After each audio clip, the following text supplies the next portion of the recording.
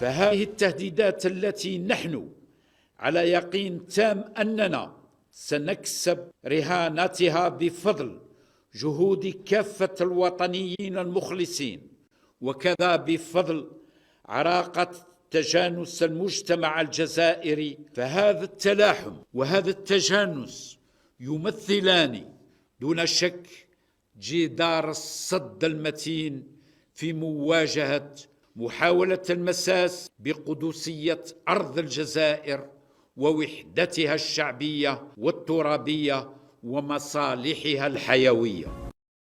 On va partir d'une phrase très forte, prononcée par le général d'armée Saïd Changria. La cohésion populaire est la forteresse imprégnable de l'Algérie.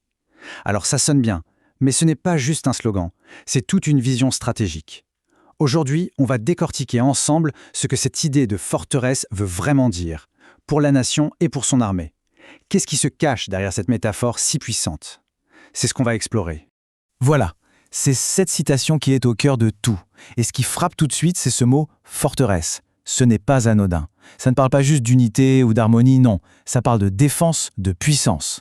L'idée de fond, c'est que la vraie force de l'Algérie, eh bien, elle ne viendrait pas seulement de ses capacités militaires, mais avant toute chose, de l'union de son peuple.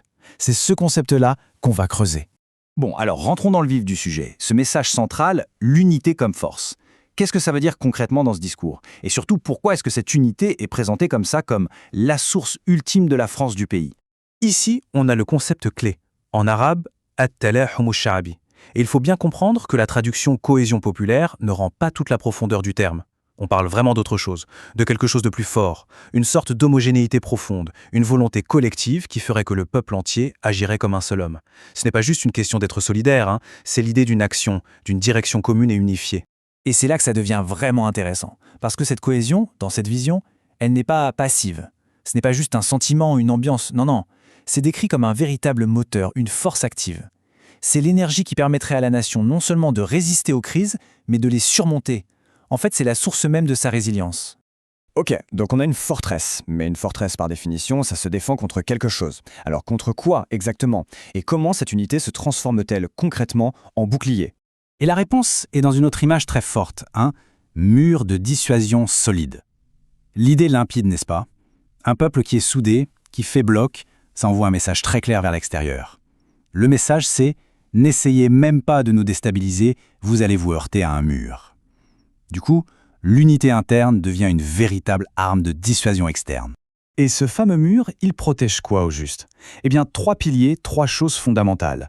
D'abord, le caractère sacré du territoire. Ensuite, l'unité du peuple lui-même contre toute tentative de division. Et enfin, les intérêts nationaux vitaux. Autrement dit, cette cohésion est présentée comme le gardien de l'ADN même de l'Algérie. Mais attention, cette forteresse, elle n'est pas que défensive. L'idée va plus loin.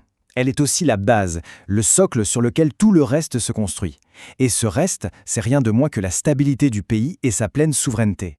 Alors, regardons comment cette logique s'articule. C'est une sorte de chaîne. Tout part de la base, de l'étape 1, la cohésion populaire, cette volonté collective dont on parlait. C'est la fondation. Ensuite, cette fondation permet de bâtir l'étape 2, un front intérieur cohérent, solide. Et le but final de tout ça, l'étape 3, c'est de garantir 2 choses, la stabilité nationale et la pleine souveraineté. On voit bien la progression, c'est une véritable architecture stratégique. Et le point vraiment crucial à retenir, c'est que cette base n'est pas juste pour rester en place et se protéger, c'est un tremplin qui doit permettre à l'Algérie d'aller de l'avant, d'avancer avec fermeté. Donc, pour résumer l'idée, la force du peuple n'est pas qu'un bouclier, c'est aussi le moteur qui doit propulser le pays. D'accord, mais on peut se demander pourquoi mettre autant l'accent là-dessus maintenant? Pour vraiment saisir la portée de ce discours, il faut dézoomer un peu et regarder le contexte plus large, le contexte mondial. Et d'ailleurs, la déclaration ne s'en cache pas. Et voilà, c'est là que la pièce manquante du puzzle s'emboîte. Cet appel à l'unité, ce n'est pas juste un beau principe sorti de nulle part, c'est une réponse stratégique directe aux fameuses transformations régionales et internationales actuelles. Le monde bouge, il est incertain, et face à ça, le message est en de plus clair. La meilleure ancre, la meilleure protection, c'est la force qui vient de l'intérieur. Et tout ça, ça nous amène à une question qui, au fond, dépasse le seul cas de l'Algérie. Dans le monde actuel, qui est en plein bouleversement, à quel point la cohésion interne d'une nation va-t-elle déterminer sa capacité à faire face aux défis qui viennent de l'extérieur? C'est une réflexion qui me semble absolument essentielle aujourd'hui. Merci d'avoir suivi ce décryptage.